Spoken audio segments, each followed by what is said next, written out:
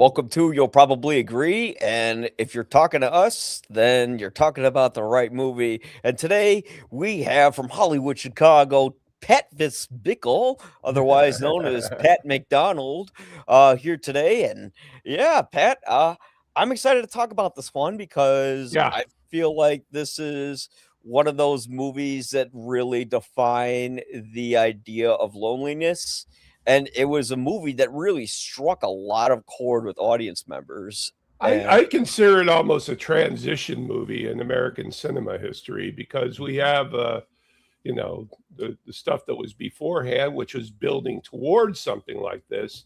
And then once it hit afterward, things were not the same as well. So you can, it definitely struck a chord a lot bigger than Mean Streets, which was his previous film. So yeah, it what was we're like the talking about. yeah, but we're talking about Taxi Driver, Yes, Taxi which Driver. this movie is part of like the new Hollywood era. You know, Yeah. you had the French New Wave and all that stuff, and this was when Hollywood was making like the most personal movies, like because a lot of movies back then were about successful people and stuff like that, and then here were movies about people who were like the average everyday guy who Yeah. struggles to make a living. And Taxi Driver really hit a chord with people where they thought, "Oh wow, they're talking about me." And there's a great story from Paul Schrader I actually found in the DVD I have of this movie, which by the way, get this collector's DVD. It's amazing. It has Physical so many media. physical media. Get physical media. They won't take the movie from you. You can play it whenever you want.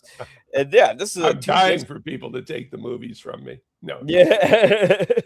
But here's a clip. It's about like a minute and a half from Paul Schrader where someone breaks into his office and demands why he made a movie about him. Let's take a look. After the film came interesting. out, I had an office at Columbia, and I came back after lunch, and the pool secretary who was there said to me, "Don't go in your office, there's someone there."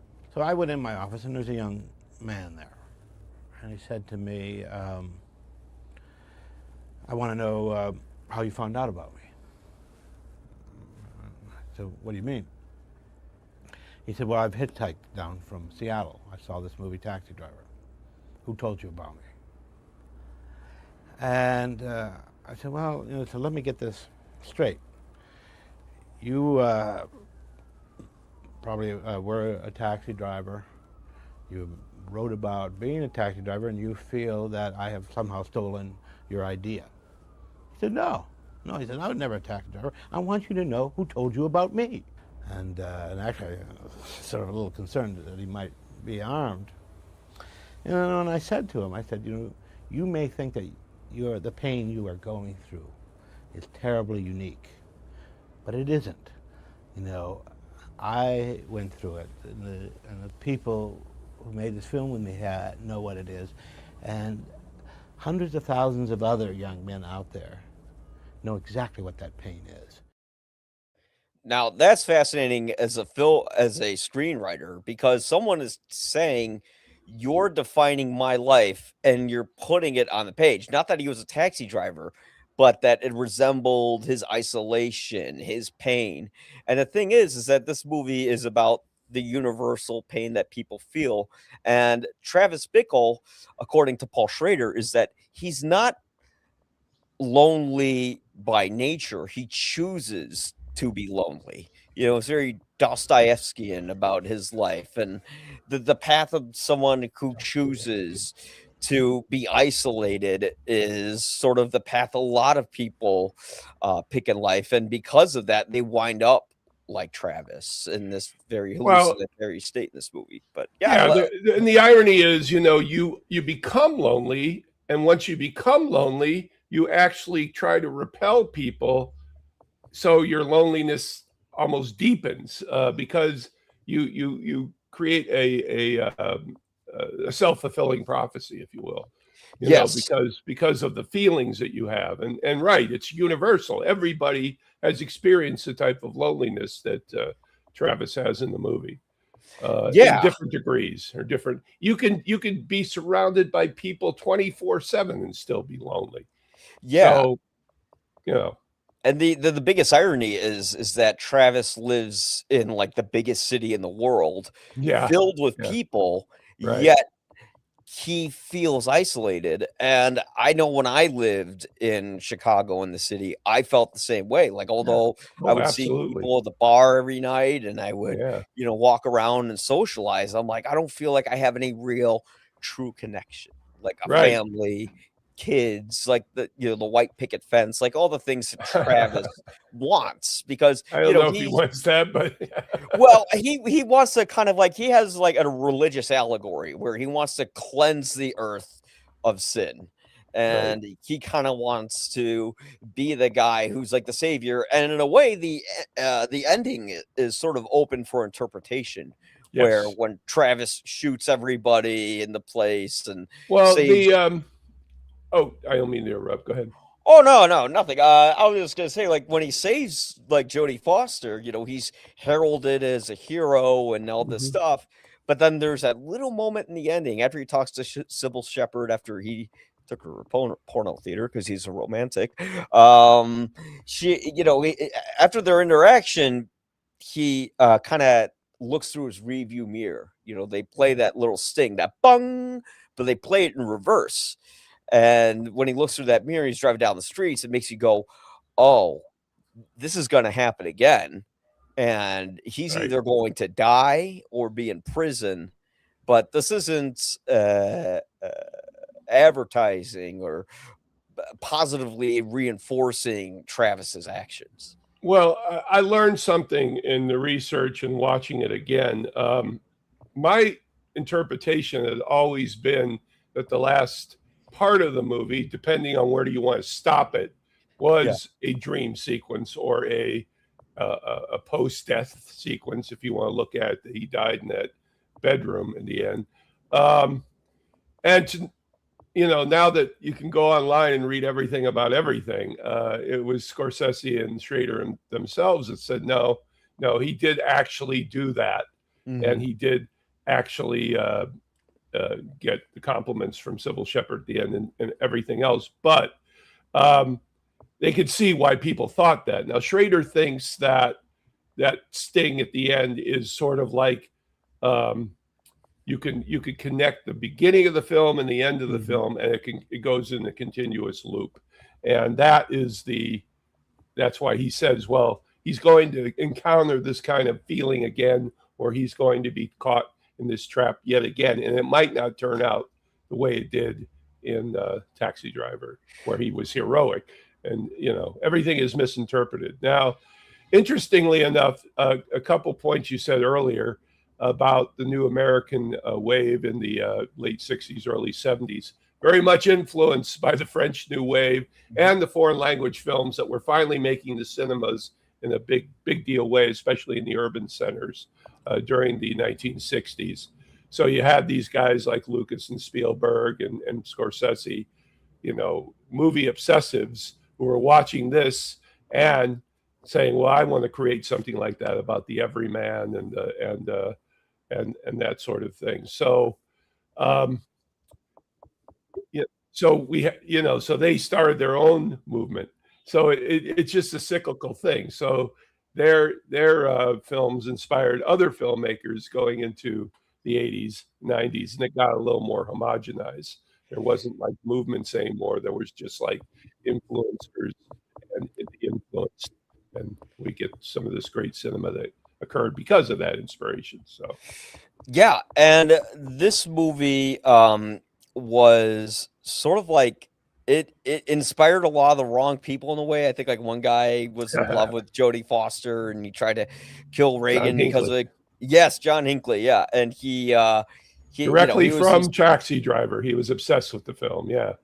yes, he was obsessed with Taxi Driver, and yeah, these movies were so much more personal, and they were a reflection of like the best era of Hollywood filmmaking. And of course, once Star Wars Arguably. came out, that was kind of the end of everything. Like you could say Jaws and then Star Wars, but Yeah. it was that order. And ironically, those were Scorsese's like top buddies, in that field. Well, interestingly enough, the second point I want to make is that Schrader was inspired by the diaries of Arthur Bremer. And now people don't really know Bremer. He's an assassin, and was trying to kill George Wallace, who was an independent candidate in 1972, put him in a wheelchair permanently.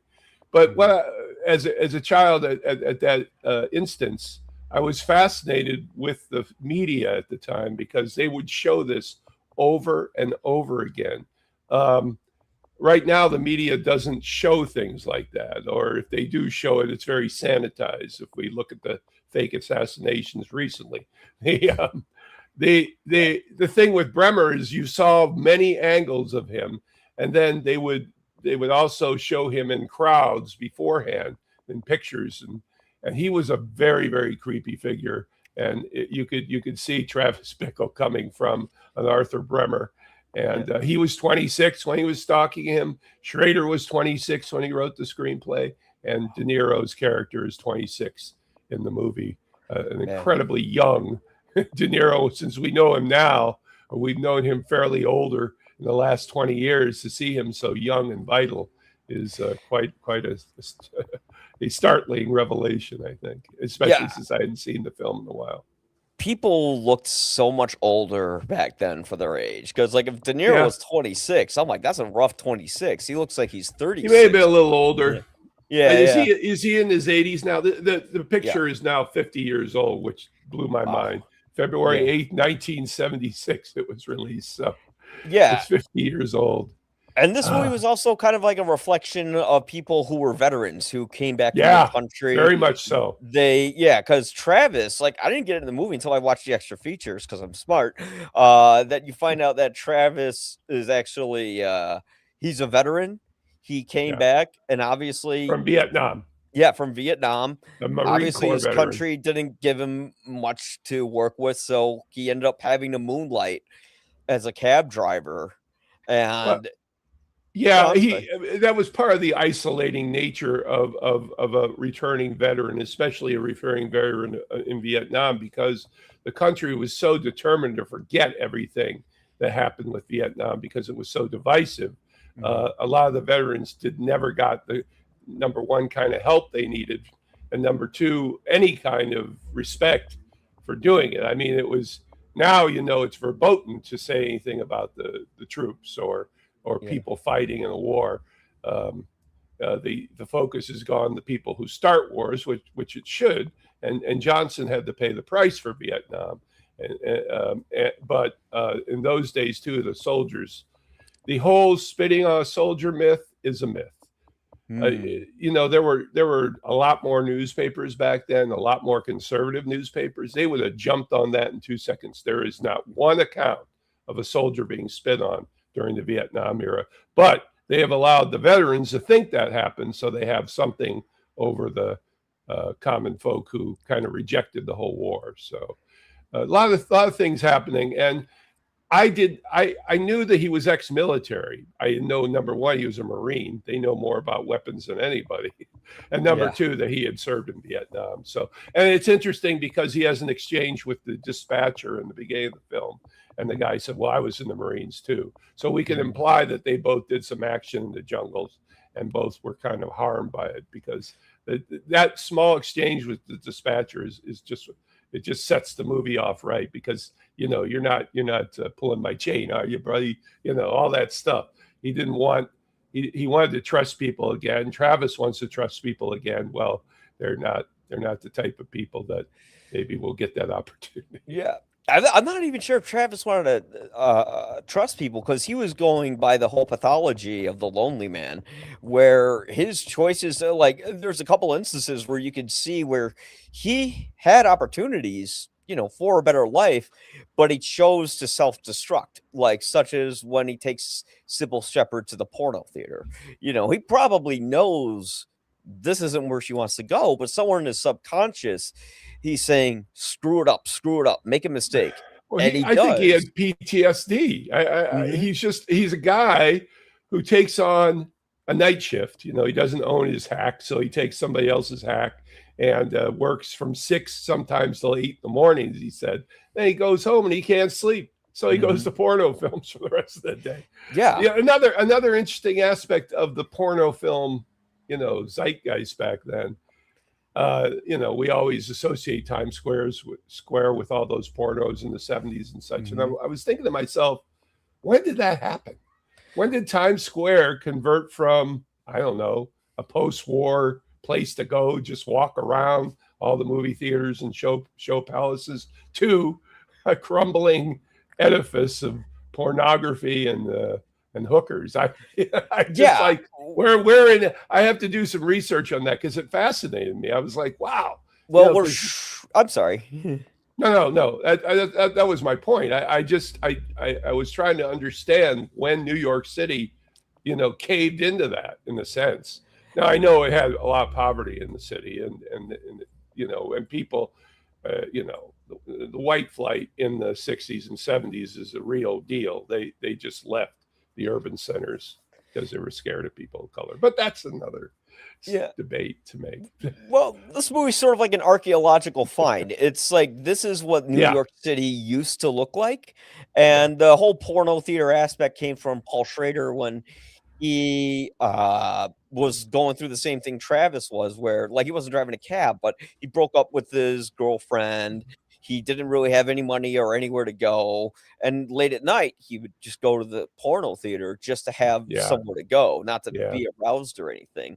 And there was no video or online, so you had to physically get up out of your chair if you wanted to see some pornography. So, I mean, Travis probably could have got. I don't know if there were magazines back then. He could have gotten. There was plenty of magazines. Okay, so he could have done. So it's almost like cinema verite, because it was nothing. If you tried to make this movie and set it in that time now, there would be a sense of kind of a fraudulent thing, because you cannot reproduce that time in the decline of America. It's just all around Travis, and it's post-Vietnam. A lot of symbolism in that, a lot of trust that Americans had in their institutions went out the window after Vietnam.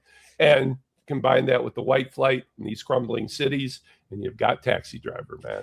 Yeah, because you got Travis, who I think he moonlights because it's a little bit like being in war. You have all these people who you got your hookers and your pimps, and then you got like people who are just like assaulting each other in the middle of the street. Yeah, and it's crazy, isn't it? Yeah, and the way the movie's filmed, it's a lot like a drug trip. Like the opening credits with Bernard Herrmann's final score, actually. Yeah. They had that shutter speed where the lights are sort of blending in, and you feel like you're in this half awake, half asleep, very stoned on probably mushrooms kind of experience. And that's sort of the mood the movie was establishing. It's about like a guy who never really left the war in his head.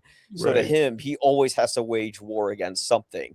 Well, he, like you said, it was a self-fulfilling prophecy. He was trying to find his way in a world where he didn't feel like he belonged. So what does he do? He takes the night shift, driving a hack, and he'll go anywhere. He'll go to, remember, Harlem, the Bronx, all those places that were just, you didn't even want to be in a car, much less be outside or picking up people. So interestingly enough, too, again, with all the notes online, there was a lot of casting issues that they had to change in the film, because all the with Iris's crumbling little edifice she was in, all those people were meant to be black, but they switched them to white folks because they didn't want the film to be about racism, because it would have slipped into that had they added that, because of course he encounters the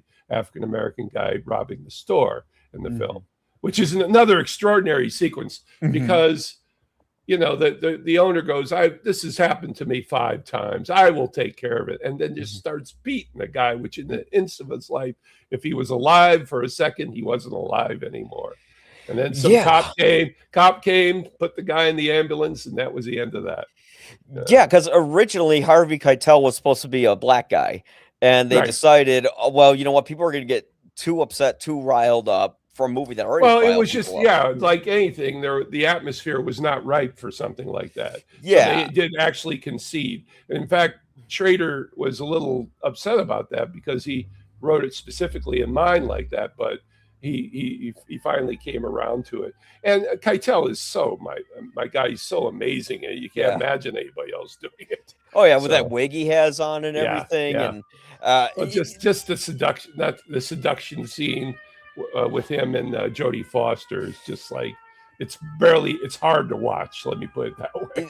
that's the one scene in the movie I think they could have cut, because the whole movie takes place, and even Scorsese says in the extras, like the whole movie is through Travis's point of Yeah, view, the and only- then when you break away from that, it's sort of like, why are we going here? Why, like, is it just because Harvey Keitel's his buddy and they wanted to do like an extra scene or something like that? I think they wanted to show that, you know, in that kind of relationship, there's a lot of manipulation, and we have to show the stakes in which Travis is going to have to go through to get Foster's character away from what was his name, Snake.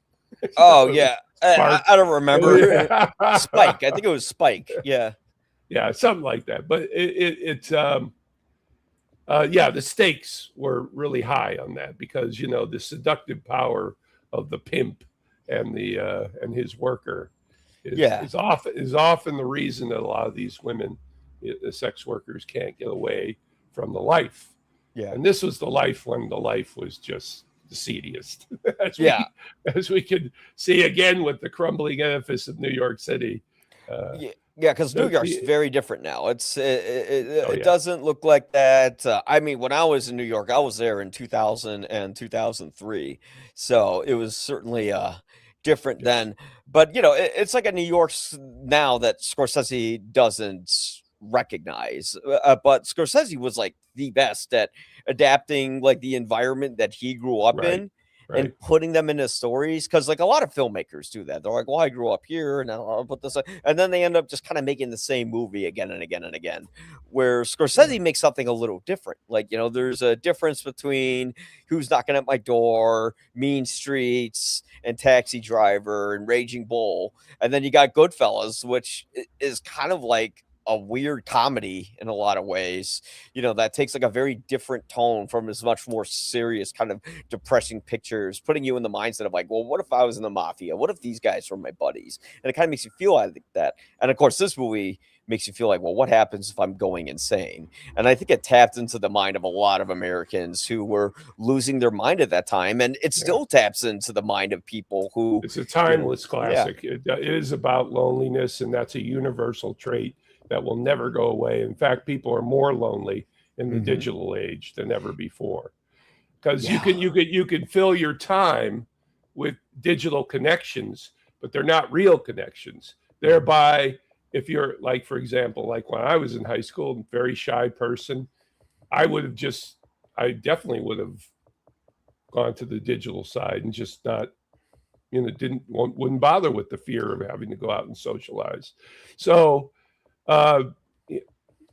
anybody could watch this today if they're in a state of loneliness and understand what Travis is going through. It's quite remarkable. And another thing that struck me, having not seen the film in 20 years, like you were talking about, probably 20, I don't know. But if I saw it 20 years ago, it was before I was doing the critic thing. And it always struck me as a very dark, very different film. It wasn't a Hollywood film. I watch it today and I see the Hollywood gleam on it. Now, maybe it was the fact that the digital print is pristine, you know, and the VHS copies I was watching were not. So who knows? But it struck me as a Hollywood film. You had actors like Sybil Shepherd and Albert Brooks, and you recognizable people. Peter Boyle, who did Young Frankenstein at the same time. I mean, just typical actors going through the system, and so, but that doesn't take away from its power at all. Yeah, well, it's one of those movies where the protagonist is unreliable and unintelligent, and we stick with them the whole time. Like, there's a great scene when you mentioned Peter Boyle, that just popped into my head, where Travis wants to express what he's going through, His but depression. he doesn't have the vernacular to really express that. And Well, he then, doesn't know where to go for help, and it was so yeah, typical of the PTSD laden Vietnam era veterans. You know, yeah, he's definitely suffering from PTSD, and he this guy's called the Wizard, Peter Boyle, so he Mhm. figures he'll ask him about it, and he knows what he's asking, but he can't articulate either because yeah, he that's not his thing. They yeah, call me the Wizard because I know things, not because I'm a therapist. You know, yeah, so yeah. It's but he's that's a talking to remarkable scene. Remarkable scene. yeah, because he's talking to another cab driver. He doesn't know Yeah, what to tell him. He's just like, right. You I don't don't know what know, to go tell him. out, get laid, do Well, something. yeah, right, Yeah, right. It would take years to unravel what's going on in his head, and he's trying to do it in seconds with a guy who's not qualified to do it. But the guy's trying, and that's what makes that scene so extraordinary. yeah. I don't know if it was intended to be like that, but it It was mostly certainly improvised. It was yeah, mostly improvised, and yeah. I kind of like the last line of that conversation, which would probably encourage Travis to go out on a rampage where he just goes, "Well, I mean, either way, we're all f-worded," you know. Yeah, So, the Scorsese uses this shot a couple of times with the cab pulling away and the mhm, solitary figure standing there. In that case, it was Travis, and then later it's Sybil Shepherd. Sybil Shepherd is lonely. He taps into her loneliness, mhm, and it's quite extraordinary to see her, finally encountering somebody who sees her. mhm. And yeah, maybe he did make a mistake taking her to the porno, but as far as I knew, in talking to people who lived through that era, that was a regular thing that couples would go. Now, I wouldn't do it on the first date. That was his Yeah, mistake. I mean, That like, was his incredible mistake. But what he was seeing was some sort of Swedish art film that happened to have sex in it. Because as we're watching the film with them, I'm like, that's kind of artsy. It's not, yeah, not necessarily about the banging, you yeah. know. And so her sensitivity couldn't take it, obviously, and that's why she knew she had to get away. But there were other reasons she needed to get away. She just tapped into that one and lucked out. Well, the Uh, fact that she even went on a date with this guy in the first place, he like, saw her. He saw what yeah, she was feeling, and mm, when you see when somebody is feeling, they're gonna think you're a fellow traveler, and mm, let's hook up. I mean, it's extraordinary when you instinctively learn something about someone just because you see them in a different way that they see themselves. So very, very interesting. And that came out too this time I saw it. I was like, I never even considered the Sybil Shepherd character before, but this mm, time I definitely did. I definitely yeah. did. Albert Brooks, in one of his great early roles, a magnificent fro, by the way. And the character was like two lines in the whole movie, Mhm. and him and Scorsese got together when they started filming, and he improv'd all those, like the fabulous piece where he goes, "You've never done this before, have you?" When the guy Yeah, was setting up the sound system, and the guy yeah. goes, "Yeah, I've done it before." No, I haven't done it before. I was like, Which has we actually needed happened to me in real we life. we Yeah. needed that laugh. We needed Yeah. that laugh at that point, and Yeah. He was but the one character that I remember Paul Schrader, he approached him and he said, "Thank you. You're the one character in this movie I could not understand." And Albert Brooks is like, "Wait a minute, right, you could understand right. the hooker and you could understand the pimp and the murderer, but you can't Right. understand the guy You who works in the understand the campaign office?" campaign worker. Yeah. Well, also too, famously, he's glad it's raining because it's going to wash his scum off the street. And they Yeah. shot this in the summer of '74, an Mhm. incredibly hot summer with a garbage strike. So Yeah. they have the perfect setting. But he makes a big deal about swabbing out the cab at the end of the shift. The blood and the seminal fluid and all that stuff. Oh, yeah, yeah. It's like, it's a very apt metaphor for the whole city. I got to clean out this cab.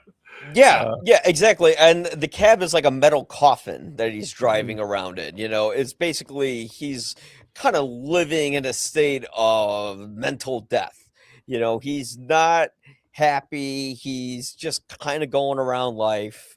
And this occupation he's taking is probably the worst occupation you could take if you have PTSD and you're just trying to live a normal life. Exactly. Because But yeah. he could isolate himself. That was the Mhm. thing. That it was like you said, it's a metal coffin, but that coffin is a it allows him to interact with people while not having to interact with them outside of it. Yeah. I mean, the scene with the presidential candidate is extraordinary too, because obviously he likes him because he likes Sybil Shepherd. So he has nothing really to say except his usual, "Oh, the city is just terrible. We need to clean this up." Yeah, and he's like And swearing in front of him. He's like, "We gotta clean the fucking streets." It's like, yeah, that's not what you want to say with the guy. Right. Yeah. If you see the candidate afterward, he kind of shrugs his shoulders as campaign aide after they go out of the cab. So, and again, talking about it being like a Hollywood movie, Martin Scorsese is, his education was the 3 o'clock movie in the 50s and 60s. He would just watch everything. And there's a classical tilt to it, a classical cinema tilt to it, especially with Herman's score. But I went back to the scene where Scorsese himself does a cameo as one of the passengers. Two cameos he has in the movie. Yeah. But the main one, the way the soundtrack was playing, it could have been a movie from the 50s, like Sweet Smell of Success or something like that. It was just had that classical lilt to it as they were having the conversation. And there was a degree of how far we could go in this film. Famously, of course, he had to tone down the shootout sequence where he desaturated the colors so the blood wouldn't show up. And another thing I read, which I thought was so typical of the era, is that when Scorsese was finally putting it to DVD, he wanted to restore those scenes how they were. And but they were gone. Find that, the camera negative was gone, baby. Yeah. So he couldn't recolorize it because it wouldn't have been the same. Yeah. There's a foreshadowing too, but go ahead. Yeah, well, and Travis kind of kills the father figures in his life. Like you think about Palantine, that's like the father figure that, is supposed to be, the good positive type. And he tries to kill him, he fails, and he's vilified for, trying to kill Palantine if he was successful. But when he tries to kill the pimp, Spike, Harvey Keitel, he's regarded as a hero because, he's taken down one of the bad guys. And the movie kind of plays with the conception of what is a hero and is based on your point of view. And it kind of goes with like, America has this very apathetic point of view where, these guys maybe didn't need to be killed, but yet because they were, Travis is celebrated for these heinous actions. And, we still celebrate that in movies today. Like you watch John Wick, you're like, yeah, get the bad guys. And really, that's not real life. And it's kind of anti-Hollywood in a way. It's saying, yeah, this is the big shootout. This would be a heroic moment. And in a way, we kind of play with that. But we're also showing you, like, is this real life? And is this right? Because what Travis is doing is a little messed up, to say the least. Right. Well, and again, we go back to the debate about the ending. There's a definite degree of circumstance when he puts his finger to his temple and mimes shooting himself, that he actually did die in that sequence, and that the whole energy afterward is a post-death kind of vision for himself, so he could, ride into the next life with some self-respect, I guess. Yes, like a purpose. Like I did something that mattered, and I think that's how a lot of people feel.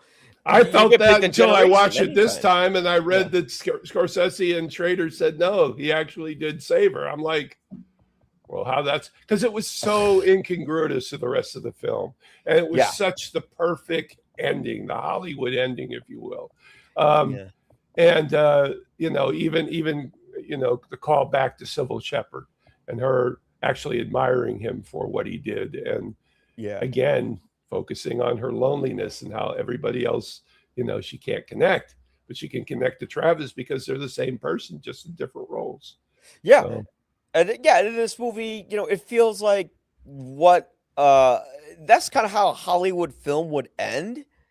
But because they put in that sting in the end, you realize, oh, this isn't Hollywood. Something bad is going to happen to this guy. Right. He's just a ticking time bomb waiting to go off again. This wasn't his first explosion. Right. But like you were saying earlier, this movie could apply to any time. Now that we're glued to these things, some like an Uber driver could become a taxi driver. Oh, definitely. Yeah. Definitely. I mean, yeah. I take a lot of rideshare because I don't have a car, and yeah, I've come out of a lot of them saying, "Well, thank you, Travis. See you later." Seriously. Right. Yeah, because there's a great extra feature on the DVD where they're talking to cab drivers, and one guy kind of sums up what Travis should have done. He's like, "Yeah, I can drive around and be lonely, but I talk to my passengers. I try to connect with them, and I'm like, that's exactly what Travis should have done. He even wrote, yeah. In a way, he is doing it, but again, yeah, that's his office is the cab, and the cab is isolating him. But yes, he does have interaction. Same as Uber drivers will try to talk your ear off. Yeah. But you may think that this is one lonely person, whether it's a man or a woman driving. I also like a lot of irony parts, because his nickname was Killer, even though he showed no indication that he was a killer and then became a killer. And then I was talking a little about foreshadowing that I'd never noticed before. But when he's doing target practice, the typical figure of a guy with a gun, and you shoot different parts of his body. The last shot goes to the guy's hand, and when he raids the hotel, the guy puts his hand up and it gets blasted off. Which that was the thing that was going to get him an X rating, apparently. Yeah. But that's when he desaturized everything. And according to, again, notes, it was Spielberg who suggested the desaturation. Well, if you're going to take a note, you better take it from Spielberg. Yeah. One thing I really liked was Bernard Herrmann's score. It almost feels like it's diegetic. It feels like you could go on a street corner and you could see someone playing that saxophone. It'd always make a funny sketch if, like, Travis drives past the camera, someone's playing the sax, they're on camera. Yeah. Someone walks up to the saxophone player and be like, "Will you stop doing that? It's annoying," something like that. Well, boy, Dostoevskian, diegetic, man, you're really putting out the terms here. Just research, that's all it is. Just watching a lot of extra features on physical media. How many? Well, that's the thing, interestingly enough. Really nice too. I'm sure it's a beautiful. Look at the packaging. Yeah. And the interactive menus too. When you're watching films before the advent of extras, you had it interpreted yourself, or you went to a magazine or a film critic or whatever. But it's interesting to get the points of view of the filmmaker. But again, I could actually debate them on those last sequences, because every time I saw it, they said that cannot be real, because it's just too perfect. It's just too perfect that he would become a hero. But now, hearing the points of view of the filmmaker and the screenwriter, it does make sense. This is just his first foray into some violent thing like this. Maybe next time it doesn't work out. Yeah, and it kind of re-encourages his bullshit prophecy, which is that, or self-fulfilling prophecy, that he cleaned the scum off the streets. He did the job. I'm feeling great. Right. But that's not going to last forever. No. And then it's like just another day hacking, another night hacking, as we see in the last sequence. And I know for years people are like, "Oh, there's a taxi. I bet they should make a taxi driver too." And I'm like, if they do, I would end with him being humiliated and killed. I don't. They tried to revive the character over the years, and Strader actually did give Scorsese a kind of an okie doke first outline, and it just didn't work. So I think it's best to leave that character in space. Exactly. I love the scene with the gun sales. I found out that guy's name's Stephen Prince, and he was also in New York.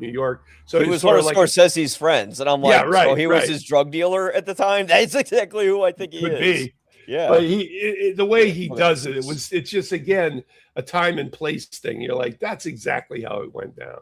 And in that sequence, as a JFK assassination buff, I swear to God, the reference was to the that POV gunshot. Yeah, right. When he was looking out the window and following the cars, and there was a little, you're like, oh, shooting from the building. That's interesting. When did that happen before? Yeah, yeah, it's very much like Dallas. I bet if you put Marty against the wall on that, he'd admit that was the case. But I thought that, I don't know how tall De Niro is. I guess I could look it up. But when he stood next to the Secret Service guy, I'm like, so what the hell, man? He's like a half a head shorter.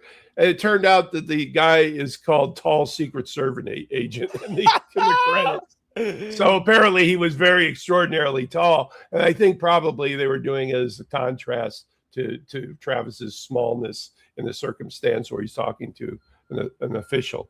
And I kind of think the guy is going to follow through to the fake address because he just seems so sincere.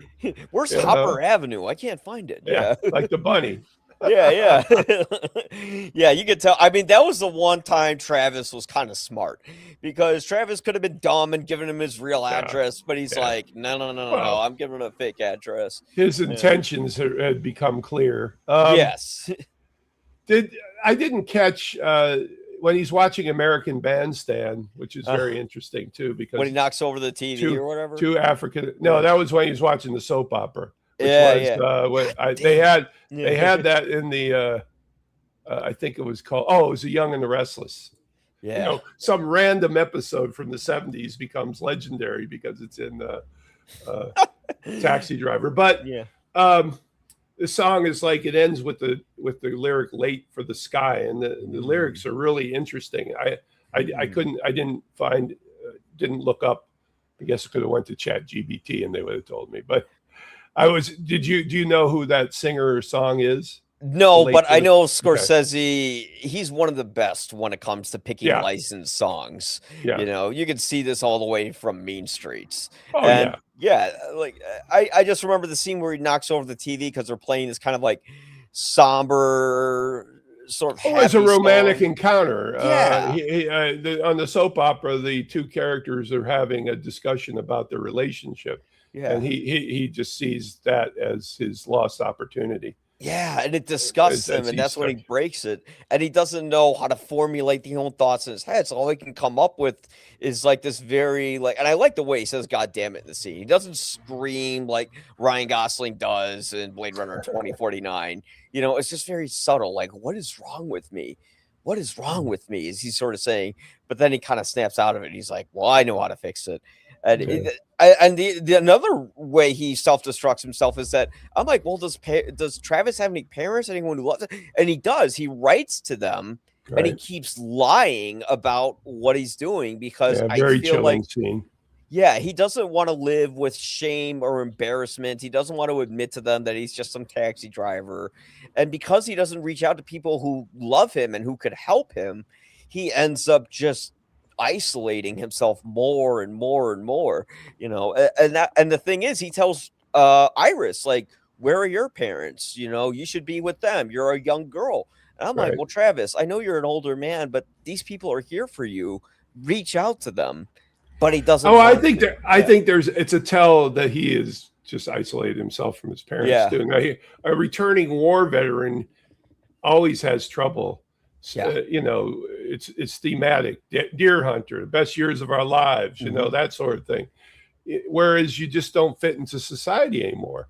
Not to mention the people closest to you who may happen to have a different viewpoint of the situation you've been through. Yeah. So that was a tell on his isolation from his last remaining relatives, I assume. I did not know he was a Midwesterner. Apparently, he is from the middle of the country and moved to New York City. Wow! And actually, again, that came through the notes, but it was he tried to affect that flat Midwestern way of speaking. Yeah, and he did pretty well on that. Also, the Mohawk. You think about the Mohawk in the midst of the mid 1970s. That was like a clear sign: danger, go after him. Yeah. Right. that was from the Vietnam War. Apparently, Mhm. these warriors would do this kind of hairstyle, and somebody tipped De Niro off to that. It's what the reason he did it. But you know, this was like the beginning of the punk movement too, which Mhm. again featured the mohawk as a sign of anarchy and Mhm. separatism, Yes. and to create that as a sign of his separatism to society was quite extraordinary in '76, and I think people copied it going forward who were in the movements, the punk movements. You Yeah. could see them seeing this movie over and over again. The people who are disenfranchised from Mhm. society seeing this over and over again, trying to understand, you know, what his problem is in relationship to their own. And De Niro did a lot of research about mental health, which was not a big thing back then. Yeah. When you talk about PTSD, that was not even a treatment. I'll go back. Have you seen the film The Master? Yes. Many times. One of the great scenes in The Master is the little post-war rah-rah speech that they're given. Mhm. It's a room full of veterans, some with their hands shaking while they're trying to smoke a cigarette. These Yeah. are guys, these are young guys, teenagers, all the way in their early 20s, who came from these battlefields, screwed up. You know, you can't even think of how screwed up they are, with absolutely no help in the mental health fields back then. Yeah. Therapy was for the rich back then. There was no help to be had with a social worker or any kind of therapist for somebody who just come back from a war zone, and it was much shittier, or Yeah. as much shitty in World War II as it was in Vietnam, with bodies blowing up and your friends dying next to you and all that. Yeah. That's just something you can't explain to someone nor get proper help from, especially in 1945. So it's a tell for what Scientology is about to become. Mhm. Taking these people who are disenfranchised because of their PTSD and creating a whole new religion from duping them into all religion is duping, but that one was particularly duping. I don't think Hubbard intended it to be a religion, but it became one and made him Yeah. very wealthy. So I think Because you had he Walking went with the flow. Yeah, yeah, you had Joaquin Phoenix's character who basically is Yeah. hopeless, and you had this guy who's like, "I'm gonna make you my test subject, Hmm. and I'm gonna convert you." And yeah, it's just like it's a movie that now that's really anti-Hollywood, that movie, because it doesn't go anywhere, but that's the whole point of it. The whole point is that this L. Ron Hubbard character is taking this alcoholic guy and basically running him through a religion that doesn't work, but it gives him like a reason to breathe. And in Taxi Driver, Travis's whole reason to exist was to cleanse the world of sin, so he could be Yeah, kind of a savior figure. And what another problem with Travis is that, like you were saying, he's a veteran. He doesn't know how to talk to other people, and even people who've like been through what he's been through, they don't know how to talk about it. yeah, So, and he's socially awkward. He doesn't really know how to talk to people. Like the way he approaches Sybil Shepherd is extremely forward. It's not like, "Hi, how are you? I'm Travis." It's just, "I've seen you from a mile away, and you're beautiful, and I like." And that could have gone one of two ways: like, "Get away from yeah. me, creep," or in her case, He because saw her. He yeah, saw her. I can't emphasize that more. If yeah, a person is seen, they're going to relate to that person who is seeing them. It doesn't matter the status or the mhm, situation. It was a very subtle thing to show in a film, but it really helped when both the characters in the same isolated state. You can understand the overall theme. Um, where did I have here in my notes? There was the politician character. What was your yeah. take on the presidential candidate? Well, they don't let you know if Palatine's a good or bad guy. He just kind of Right, represents right. the resentment that I think a lot of veterans felt when they came back, and the system Well, didn't help them. Americans felt at the Yeah. time, he's representing that post again Vietnam type Hmm. of how do we approach the American people since we've pretty much broken their trust. What's Yeah. what's this type of candidate about?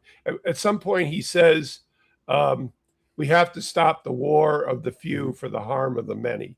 And that's a telling line, obviously, about Travis, because the war that he participated in harmed, him and many Yeah. of the people that are fellow veterans. Yeah. You got to watch the scene with the dispatcher in the beginning, because once they established that they both were veterans, and I would think that guy went to Vietnam as well. It's just guys that age, Yeah. and so he didn't trust anybody either. So Yeah. And it he's just makes you probably as wonder. lonely as Travis, just in a different way. Everybody uses their mental health at different levels, Yeah. and the encounters that you have are predicated on that mental health. So. And I think the war kind of damages your social abilities. There's something in The Well, yeah. Irishman, the book, that they don't put in the movie that a friend of mine told me about, where De Niro's character in The Irishman, he was like this very jovial guy people could talk to. And after he came back from the war, he was very stern and quiet and closed off. Happened to a lot of people. Yeah. That they came back and were different folks. My dad's cousin ended up committing suicide because he just couldn't articulate why he was so so isolated, I guess would be the term. My dad got him a job at the Bethlehem Steel where he worked, and Jack was doing fine, and then suddenly he wasn't. My Aunt Dolores, she was my grandfather's sister, lost all 4 of her children in her lifetime, all 4 of them. Wow, it was stunning, and she was a very, very nice person. She was very, she was a survivor. So it's those ordinary things in families that you don't think about until you get to be an adult and you understand. Holy shit, she lost all 4 of her kids in her lifetime. 4, not just 1 or 2, but 4. My mother lost, my brother in 2018. My parents had to lose a child before they died. So it's just, everybody's lives, you think, oh, so ordinary, doing the right thing, picket fence and all that stuff, is full of trauma and tragedy, and it affects all your mental health. So go and get checked, people. Yeah. Well, I think I'm talking to myself. No, it's the great thing about Taxi Driver, like that story that Paul Schrader was disclosing in the clip we saw earlier, is that it doesn't matter if you went to war or what have not. Like trauma is something everyone experiences, and it's what we do with that trauma that I think partially defines us. How we deal with that trauma, how we approach it, how we use our survival instincts to get through it. As my mother said when my brother died, she said, we'll never get over it, but we will get through it. Yes. And and to have my parents go so quickly after him, I try to resonate that lesson, because it's just very traumatic, very traumatizing to have extreme loss like that. And everybody goes through it, but nobody tells you what it's about, because the only way you can find what it's about is to experience it yourself. And that's, again, since Taxi Driver is a movie about the theme of loneliness and how it affects your mental health, it really was ahead of its time in that sense. Yeah, because the thing is, like, because people can say, oh, go to see a doctor and that'll help you with your mental health. I can tell you from personal experience, a lot of times doctors don't know how to help you, because everyone is an individual. Yeah. Well, it's hard to trust the mental health, just like every medical institution in this country. It's hard to trust the mental health community. Why are you telling me what to do? What's your story? Yeah. I mean, but at some point there has to be some professionals out there that's going to be able to modify the trauma that you're feeling. So I don't know what we've gone down the rabbit hole, Alice. So but that's okay, because this movie's all about the rabbit hole. It is about the rabbit hole. Yeah, it's all about how we deal with our own loneliness, how we interact with other people, and how we cope with extreme trauma. And some of us cope with it with empathy, which empathy and kindness takes an incredible amount of strength to Yes, it keep, does. That's a because good point. It does yeah, take a lot of strength yeah, because you're giving up a part of yourself to empathize with someone. You really are. And to be kind kindness is a word, yeah, but what is the definition of it? How does it relate to empathy? Well, it yeah, relates to empathy when you put yourself in another person's shoes. yeah. You can understand their trauma a bit and be kind towards it. Mhm. How that is defined, you have to figure it out Yeah. yourself. And But it takes, that's a good point. and it's weakness, I think, to go out and resort to Perceived violence. as weakness, yeah. Yeah. If you're killing people because you're unhappy with where you are and you think that's going to solve something, it's not, No, as we've seen time and time again through history. So if you were no, celebrating when Charlie Kirk got shot, well, guess what? Things did not get better after that. And, things would not get better if the president got shot. right. And the thing is, Travis is in a position where his own institutions have failed him, like our institutions are failing us now, where he feels like there is no other alternative but to go out and be a vigilante. And I think that's why a lot of people connect to comic book movies. They feel like, well, the law doesn't help me out, but Batman will help me. Yeah, yeah. And Oh, absolutely. yeah, Absolutely. So how do you usually we do a rating, right? yeah. So we can skip to the rating because Well, I no, think not skip to it. I just noticed it's like 55 minutes. And yeah. much No as I worries. like to hear the sound of my voice, I think I cut videos to the sound of my voice, so I'm going like very good. full Trump ego here. Like everything All I say right, is great. great. But yeah, Wonderful. but with Taxi Driver, I have to say this is a movie that you keep peeling layers to it, and you keep finding new things. Right. And it's a movie that Roger Ebert said himself that film is a vehicle for empathy. Whether you're a different culture, race, whatever, it's all about people from all around the world that share something with us. And Right. this movie, I've never been a taxi driver, but I completely understand where Travis is coming through. And I think a lot of other people can understand it. Like, yeah, he's a racist. Yeah, he's kind of a pervert, but we understand the pain that he's going through. And maybe he wasn't always this person. And because it's so universal, so timeless, like you could make a new version of Taxi Driver. As a matter of fact, Paul Schrader has kind of redone Taxi Driver with a lot of his Yeah. movies. Over and over, Like yeah. if you look at First, but they're not like the same exact thing. Like First Reformed is like Taxi Driver with a priest, but Well, yeah, it's incredible. I love that movie. he explores Yeah, that theme over and over. yeah, Yeah, this is an American classic. It redefined American cinema at the point it came out. It got a lot on the cusp of the Godfather films, which yeah, again that definitely changed American cinema. It was another foray into the reality of our lives, and people were seeing themselves reflected back from somebody like Travis Bickle, and for that, you've got to. I think this is a perfect movie. I think it can be watched over and over again, even with the awkwardness of the time period it's set in. But it's set authentically in that period. You can, like I said before, you could not reproduce that today, even if you had all the AI in the world. It yeah, would not look like the 1970s New York that's in Taxi Driver. yeah. So, And what do we have ratings? Is yeah, that so okay? out of I forgot your four format. Guinnesses, out of four Yes. Guinnesses, what would you give it? Oh gosh, definitely four. Four out of four. It's a there you go. You had it ready. There wasn't even a question. Yeah. Yeah, I got all of them. it's really something.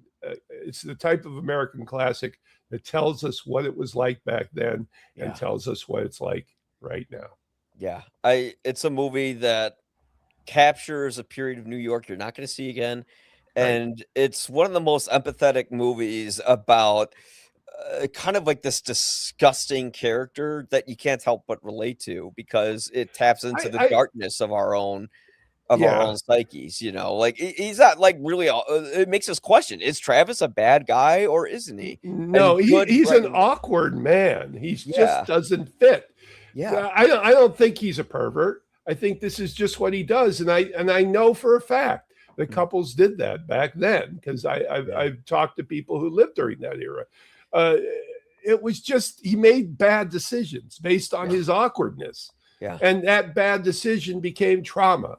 So people do that every day. They make decisions that turn out not to work, and then they can't handle it, you know, and they think that the decision itself is the culprit, not them.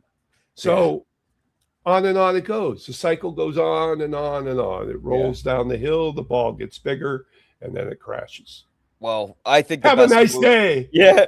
Well, I'm going to give this movie 4 Guinnesses as well, because this movie really is one of the best interpretations of male loneliness that I've found.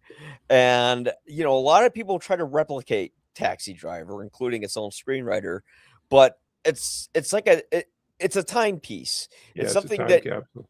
It's something that is from the 70s that you won't get again, but yet it's timeless because its themes are so resonant. And that's why it's one of Martin Scorsese's best movies. That's why it's one of the best disturbing movies. And it's a movie you should, if you like movies, you should check out. I'm not going to lie. It's not a pleasant experience, but one last thing about the isolation and the male loneliness in it. In later interviews, Scorsese was saying that this is almost like a feminist film, because it is showing that, you know, people who, the male psyche, once it starts generating in the direction of mental health problems, you know, it results in tragedy. It results in war. It results in assassination. It results in bad decision making.